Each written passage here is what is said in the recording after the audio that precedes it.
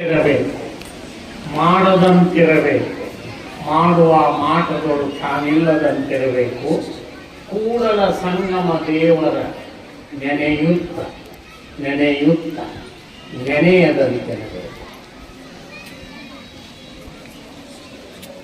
Doctor Phagu Halakatti, Fakirappa Gurubasappa Halakatti ಅವರ ಜನ್ಮ ದಿನ ನಿನ್ನೆ ದಿನ ನರ್ಸರಿಲಿಂದ 10th ನಿಮಗೆ ಎಷ್ಟು ವಚನಗಳನ್ನು ಅನ್ನೋಲಿಕ್ಕೆ ಸಾಧ್ಯವೋ ಅಷ್ಟು ವಚನಗಳನ್ನು ಹೇಳ್ರಿ ಅಂತ ಹೇಳಿದ್ದೆ. ಬಹಳ ಖುಷಿ ವಿಷಯ ಅಂದ್ರೆ ನರ್ಸರಿ ಒಂದು ಹುಡುಗ ಮುಂಜಾನೆ ನಾ ಕಾಲೇಜಿಗೆ ಬಂದು ಮನೆಗೆ ಟಿಫಿನ್ಗೆ ಹೋಗುವಾಗ ಇಲ್ಲಿ ಬಂದ ಡ್ರೆಸ್ ಹಾಕೊಂಡು, ನೀನು ಏನಾಗಿದೆ ಅಂದ. ಬಸವಣ್ಣ ಆಗಿದ್ದು, ನಿನಗೆ ನಮಸ್ಕಾರಪ್ಪ ಅಂದ. ವಚನ ಹೇಳ್ತೀಯ? ಹೇಳ್ತೀನಿ ರೀ ಅಂದ. ನರ್ಸರಿ ಹುಡುಗ 5 ಲಕ್ಷ ಒಟ್ಟು ಕೇಳ್ಬೇಕು. ಕಾಲೇಜಿನವರು ಅದಕ್ಕಿಂತ ದೊಡ್ಡವರು ಆದವರು ಎಲ್ಲರೂ ವಯಸ್ಸಿನಾಗ.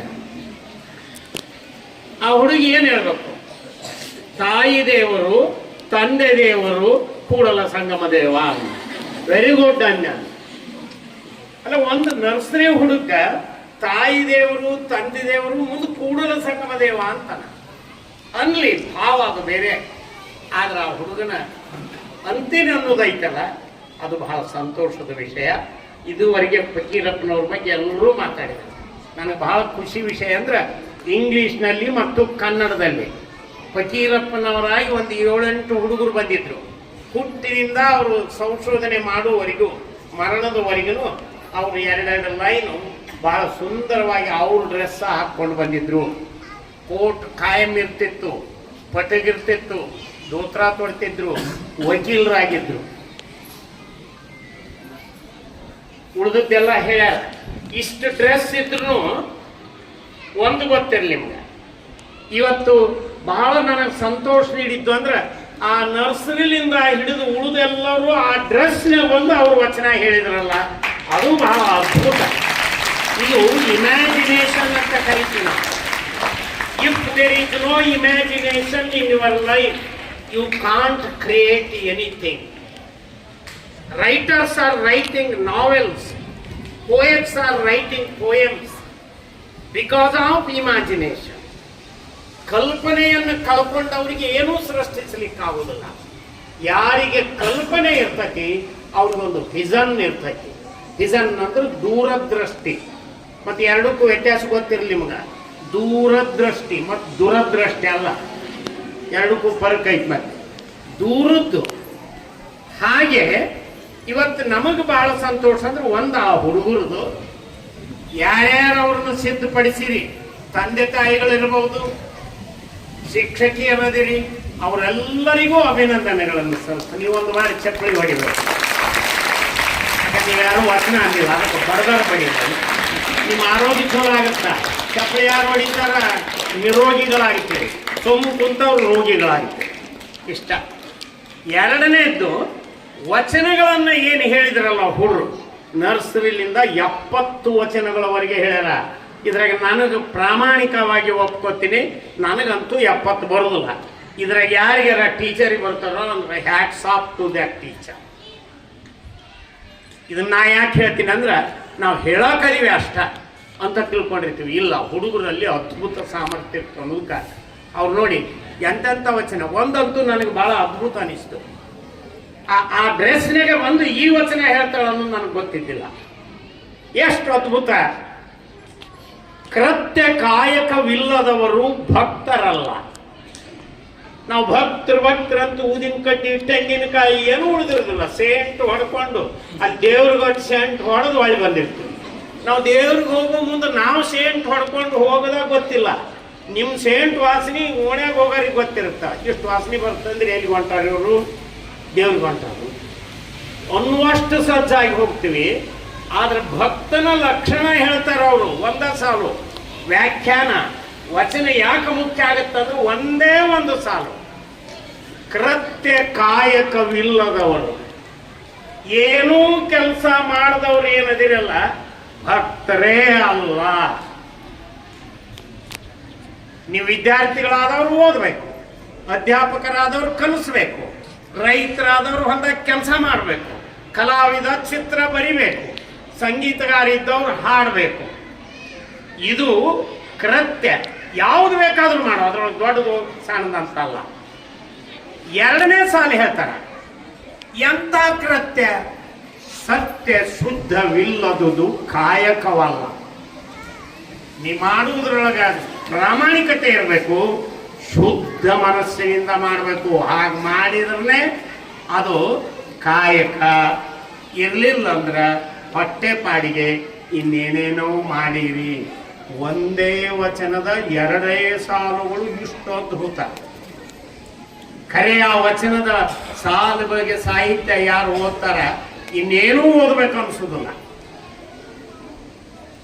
ಆದರೆ ಈ ನಿಮ್ಮ ಎರಡು ಕನ್ನಡ ಸಾಹಿತ್ಯದಲ್ಲಿ ಎರಡು, ಒಂದು ವಚನ ಸಾಹಿತ್ಯ, ಇನ್ನೊಂದು ದಾಸ ಸಾಹಿತ್ಯ, ಎರಡು ಕಣ್ಣವು. ನೆನಪಿಟ್ಕೋರಿ ನೀವು. ವಚನಕಾರರು, ದಾಸರು, ಅವರೊಂದು ಕಣ್ಣು, ಇವರೊಂದು ಕಣ್ಣು ಕನ್ನಡ ಸಾಹಿತ್ಯದ್ದು. ಆದ್ರೆ ಈ ಸಾಹಿತ್ಯ ಎಲ್ಲಿತ್ತು? ಎಲ್ಲರೂ ಹೇಳಿದ್ರು. ನಿಮ್ಮ ಮನೆಯಾಗಿದ್ದು. ಈಗಲ್ಲ, ನಿಮ್ಮ ಅಜ್ಜ, ಮುತ್ತಜ್ಜ, ತಾತ ಎಲ್ಲಿದ್ದು ಅಂದ್ರೆ ನಿಮ್ಮ ಜಗಲಿ ಮೇಲಿದ್ದು, ತಾಡೋಲೆಗಳಲ್ಲಿ ಇದ್ದು. ಅವ್ನು ನಾವೇನ್ ಮಾಡಿದ್ರಿ? ಈಗೂ ಅದಾವ ನಿಮ್ಮ ಮನೆಗೆ ಆಗ್ಬೇಕಾದ್ರೆ ತೆಗೆದು ನೋಡ್ರಿ. ನಮ್ಮ ಅಜ್ಜ ಪೂಜಾನ ಅಂತೇಳಿ ನಮ್ಮ ಅಪ್ಪ ಪೂಜೆ ಮಾಡ್ಯಾನ, ಈಗ ನಾವು ಪೂಜೆ ಮಾಡ್ತೀವಿ. ಇದನ್ನ ಮಾಡಿದವು ನಾವು. ಜಗಲಿ ಮೇಲೆ ಅಂತ ಹೋದವು ತಾಡೋಲೆಗಳು. ನನ್ನ ಹತ್ರ ಇಲ್ಲಿ ಅಮೃತೇಶ್ವರದ ಒಂದು ಪುರಾಣದ ಪ್ರತಿಯನ್ನ ಜೆರಾಕ್ಸ್ ಮಾಡಿಸ್ಕೊಂಡು ನನ್ನ ಮನೆಯಾಗ ಇಟ್ಕೊಂಡಿದ್ದೀನಿ. ಅದು ತಾಡೋಲೆಯಲ್ಲಿ ಇತ್ತು. ಇದು ಬೇಕಾಗ್ತಾ ಇತ್ತಡಿ ಅಂತೇಳಿ ಈಗೂ ನನ್ನ ಟ್ರೇಸರಿಯಲ್ಲಿ ಅದ. ರೊಕ್ಕ ಅಲ್ಲ, ಈ ಪ್ರತಿ ಐತಿ. ಟ್ರೇಸರಿ ರೊಕ್ಕ ಇಡೋರು ಬಾಳ. ಆ ಪ್ರತಿ ಈಗಲೂ ಅಮೃತೇಶ್ವರದ ನನ್ನ ಹತ್ರ ಐತಿ. ಯಾಕಿದ್ರೆ ಹೇಳ್ತೇನೆ ಅಂದ್ರೆ ತಾಡೋಲೆಗಳಲ್ಲಿ ಬರೀತಿದ್ರು. ನಿಮ್ಗೆ ಬೇಕಂದ್ರೆ ತರಿಸಿ ತೋರಿಸ್ತೇನೆ. ನಮ್ಮ ಮಠದಲ್ಲೇ ಅದು, ತೋಂಟದಾರೆ ಮಠದಲ್ಲೇನೆ. ಇಂಥ ಅದ್ಭುತ ಸಾಹಿತ್ಯ. ಇವತ್ತು 22,000 ವಚನಗಳು.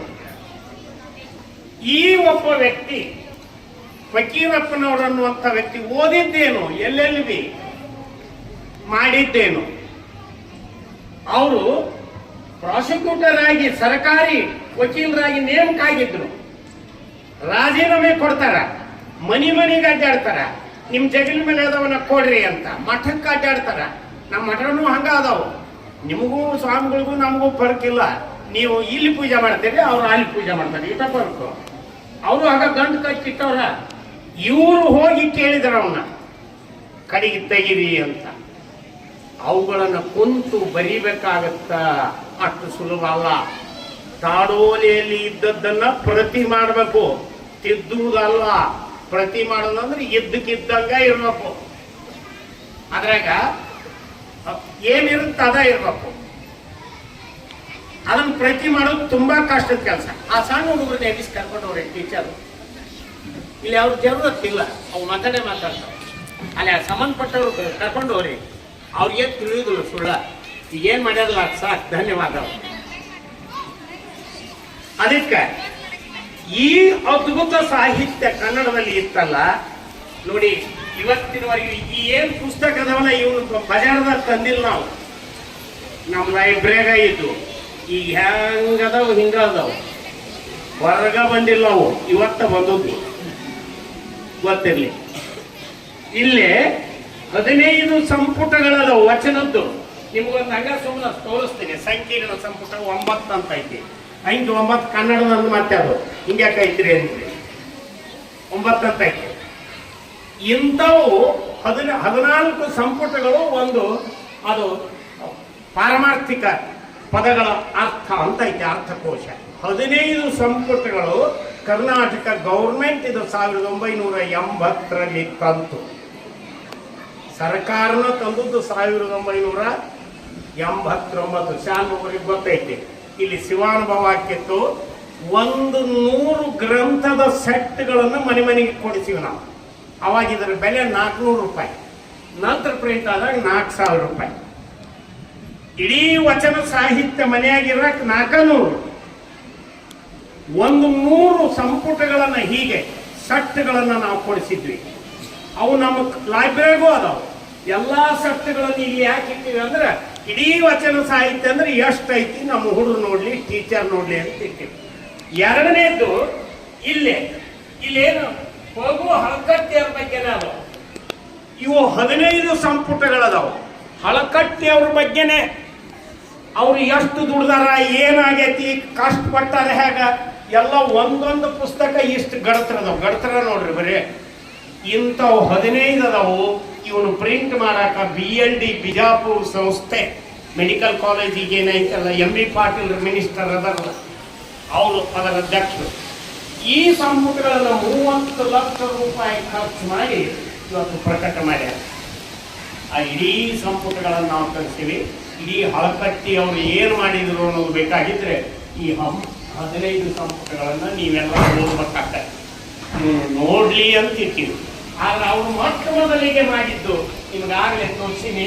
ವಚನ ಶಾಸ್ತ್ರ ಸಾರ ಭಾಗ 2, ಭಾಗ 1 ಐತಿ, ಭಾಗ 3 ಇಲ್ಲ. ಹುಡುಕ್ಬೇಕದು ಇರಬೇಕು. ನಮ್ಮ ಮನೆಯಾಗಂತೂ ಅದಾವ. ಇವು 3 ಮೊದಲ ಬಾರಿಗೆ ಅವರು ಪ್ರಿಂಟ್ ಮಾಡಿದ್ದು. ಇದ್ರಾಗ 100 ಬುಕ್ಗಳನ್ನು ತಂದಾರ ಅವರು. ಇಡೀ ವಚನ ಸಾಹಿತ್ಯವನ್ನ ಮೊದಲ ಬಾರಿಗೆ ಬೆಳಕಿಗೆ ತಂದವರು ಯಾರು? ಫಗು ಹಳಕಟ್ಟಿ. ಯಾರು? ಫಗು ಹಳಕಟ್ಟಿ. ಇದನ್ನು ಪ್ರಿಂಟ್ ಮಾಡಕ್ ಮಾಡದ ಇದ್ದವ್ರು ಯಾರು? ಬಾಸೆಲ್ ಮಿಷನ್ ಸಂಸ್ಥೆ ಮಂಗಳೂರು. ಎಲ್ಲಿದು?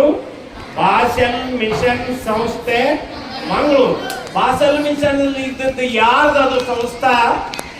ಕ್ರಿಶ್ಚಿಯನ್ರದು, ಬ್ರಿಟಿಷರು. ಅವ್ರೇ ಪ್ರಿಂಟ್ ಮಾಡೋದಿಲ್ಲ ಅಂದ್ರೆ ಕ್ರೈಸ್ತ ಧರ್ಮದ ಪ್ರಚಾರದಲ್ಲಿ ಏನು ಸಿದ್ಧಾಂತಗಳಿವೆಯೋ ಅವೆಲ್ಲ ವಚನ ಸಾಹಿತ್ಯದಲ್ಲಿವೆ. ನಮ್ಮ ಧರ್ಮ ಪ್ರಚಾರಕ್ಕೆ ಅಡೆತಡೆ ಆಗುತ್ತಾ ಇವನು ಪ್ರಿಂಟ್ ಮಾಡುವುದಿಲ್ಲ ಅಂತ ಹೇಳಿ ಬಾಳಿ ಕಳಿಸ್ತಾರೆ.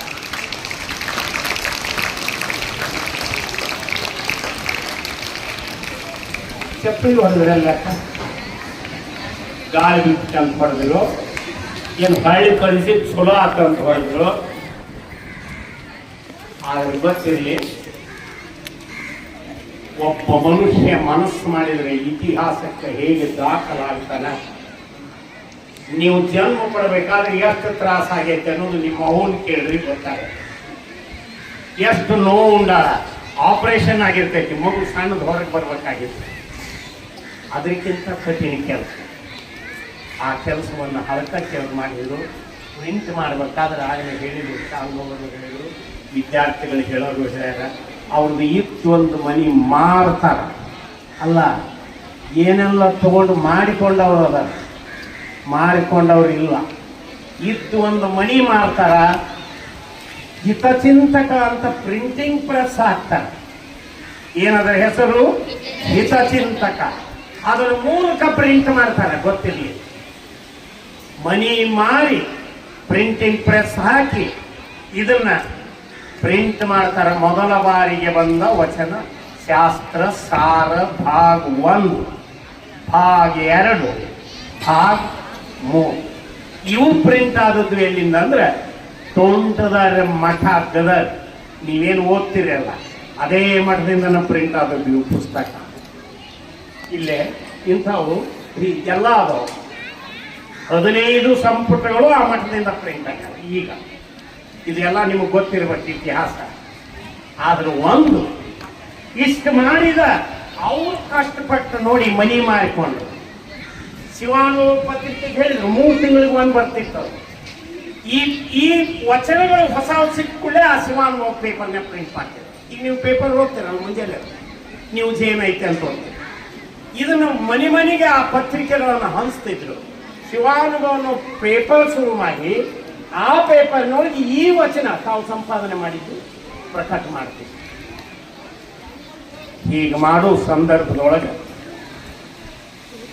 ದೆಹಲಿಯಲ್ಲಿ ಅವ್ರ ಮಗ ಮ್ಯಾಂಚೆಸ್ಟರ್ನಲ್ಲಿ ಓದಿ ಬಂದಿರ್ತಾನೆ, ವಿದೇಶದಲ್ಲಿ. ಕೈ ತುಂಬ ಆ ಕಾಲದಲ್ಲಿ ಸಂಬಳ, ಕೈ ತುಂಬ ಸಂಬಳ. ಆತನ ಸಾವು ಆಗಿದೆ ಅಂತ ಹೇಳಿ ಸಂದೇಶ ಬರುತ್ತಾ, ನೆನಪಿಟ್ಕೋಬೇಕು ನೀವು. ನಾಳೆ ಮುಂದೆ ಶಿವಾನುಭವ ಪೇಪರ್ ಹೋಗ್ಬೇಕು. ಇವತ್ತು ಮಗ ತೀರ್ಕೊಂಡ ದಿಲ್ಲಿ ಒಳಗಂತ ಬರುತ್ತ. ನಾವಾದ್ರೆ ಇವತ್ತು ಏನು ಮಾಡ್ತೀವಿ? ಮನೆಯಾಗ ಹೆಂಡತಿಗೆ ಹೇಳಿಲ್ಲ, ಮನೆಯಾಗ ಹೆಂಡತಿಗೆ ಹೇಳಿಲ್ಲ. ನಾಳೆ ಪೇಪರ್ ಹಂಚು ವ್ಯವಸ್ಥೆಯನ್ನ ಮಾಡಿ ಅವ್ರದೊಂದು ಸೈಕಲ್ ತಗೊಂಡ ಪೇಪರ್ ಹಂಚ್ತಿದ್ರು. ಯಾರು ಇತಿಹಾಸದಲ್ಲಿ ದಾಖಲಾದರೂ ಆಸ್ತಿ ಕಳ್ಕೊಂಡ್ರು, ವಕೀಲಿ ವೃತ್ತಿ ಬಿಟ್ಟರು, ವಚನಗಳ ಸಂಪಾದನೆ ಮಾಡಿದ್ರು, ಅವರು ಬರೀ ಸೈಕಲ್ ತಗೊಂಡು ಅಡ್ಡಾಡಿದ್ರು. ಪೇಪರ್ ಹಂಚೋದು ವ್ಯವಸ್ಥೆ ಮಾಡಿ ದಿಲ್ಲಿಗೆ ಹೋಗ್ತಾರ, ಮಗನ ಮಣ್ಣು ಕೊಟ್ಟು ಬರ್ತಾರ. ನಂತರ ಹೆಂಡತಿಗೆ ಹೇಳ್ತಾರ ಮಗ ತೀರ್ಕೊಂಡ. ಆನಗಲ್ ಕುಮಾರಸ್ವಾಮಿಗಳು, ಬಬಲೇಶ್ವರದ ಶಾಂತವೀರ ಸ್ವಾಮಿಗಳು, ನಾಗನೂರಿನ ಶಿವಬಸವ ಸ್ವಾಮಿಗಳು, ಇವರು 3 ಜನ ಇವ್ರಿಗೆ ತೊಟ್ಕೊಳಕ್ ಕೈಲಿಲ್ಲ ಅಂತ ಹೇಳಿದ್ರಲ್ಲ. ಒಂದು ದಿನ 5 ಚೀಲ ಜ್ವಾಳ, 1 ಚೀಲ ಗೋಧಿ, 350 ರೂಪಾಯಿ ಅವ್ರಿಗೆ ಬಟ್ಟಿ ಇವನ್ ತಗೊಂಡು ಬಂದು ಅವ್ರಿಗೆ ಕೊಡಾಕ್ ಬರ್ತಾರ. ನೆನಪಿಟ್ಕೊಳ್ಳಿ, ಮನೆಯಾಗ ಊಟಕ್ಕಿರ್ಲಿಲ್ಲ. ಸ್ವಾಮಿಗಳಾದವರು 5 ಚೀಲ ಜ್ವಾಳ, ಗೋಧಿ, ಬಟ್ಟಿ ಇವುಗಳನ್ನು ಕೊಡ್ತಾರೆ. ಇಂಥ ಸ್ಥಿತಿಯಲ್ಲಿ ಅವರು ಕೆಲಸ ಮಾಡ್ತಾರೆ. ಮಾಡಿ ಇಡೀ ವಚನ ಸಾಹಿತ್ಯವನ್ನು ಕೊಟ್ಟು ಹೋದಂಥ ಪುಣ್ಯಾತ್ಮ ಅಳಕಟ್ಟಿ ಫಕೀರಪ್ಪನವರನ್ನು ನೆನಪಿಟ್ಕೊಳ್ರಿ. ಅವರು ಮುಂಬೈ ಗೌರ್ಮೆಂಟ್ನಲ್ಲಿ MLC ಆಗಿ ಆಯ್ಕೆ ಆಗಿರ್ತಾರ. ಮುಂಬೈ ಸರ್ಕಾರ ಅಲ್ಲಿ MLC ಆಗಿ ಆಯ್ಕೆ ಆಗ್ತಾರೆ. 2ನೇ ಬಾರಿ ನಿಲ್ಲಂತಾರ ಒಳ್ಳೆ, 1 ಬಾರಿ ಮಾತ್ರ ಅವರು MLC ಆಗಿನೂ ಆಯ್ಕೆ ಆಗ್ತಾರೆ. ಇಷ್ಟೆಲ್ಲ ಕೆಲಸ ಮಾಡಿದ ಫಕೀರಪ್ಪನವರು ಹಳಕಟ್ಟಿ ಅವರಪ್ಪ ಗುರುಬಸಪ್ಪ ನಿಮ್ಮೂರಿನ 1ನೇ ನಂಬರ್ ಶಾಲೆಯಲ್ಲಿ ಟೀಚರ್ ಆಗಿ ಕೆಲಸ ಮಾಡಿದ್ದ. ನೆನಪಿಟ್ಕೊಳ್ಳಿ, ಪೊಲೀಸ್ ಸ್ಟೇಷನ್ ಕನ್ನಡ ಶಾಲೆ ಐತಲ್ಲ 1ನೇ ನಂಬರ್ ಶಾಲೆ, ಆ ಶಾಲೆಯಲ್ಲಿ ಟೀಚರ್ ಆಗಿ ಕೆಲಸ ಮಾಡಿದ್ದವರು ಫಕೀರಪ್ಪನವರ ತಂದೆ ಗುರುಬಸಪ್ಪನ. ಇವು ಇತಿಹಾಸದ ಸಂಗತಿಗಳು ನೋಡಿ. ಮನಿ ಮಾರಿ ಪ್ರಿಂಟಿಂಗ್ ಪ್ರೆಸ್ ಹಾಕಿದ್ರಲ್ಲ, ಅವ್ರ ಹೆಸರು ಏನು? ಫಕೀರಪ್ಪ. ಕರೇ ಫಕೀರಾದ. ದುಡ್ಡಿಲ್ಲ, ಇದ್ದುದ್ದು ಕಳ್ಕೊಂಡ, ಸಾಹಿತ್ಯ ಸೃಷ್ಟಿಸಿದ, ಉಳಿಸಿದ. ಹರಕ ಕಂಬಳಿ ಹಾಕಿಕೊಂಡು ಮನಿ ಬಾಗಿಲಿಗೆ ಕುಂಡಿರ್ತಿದ್ರು,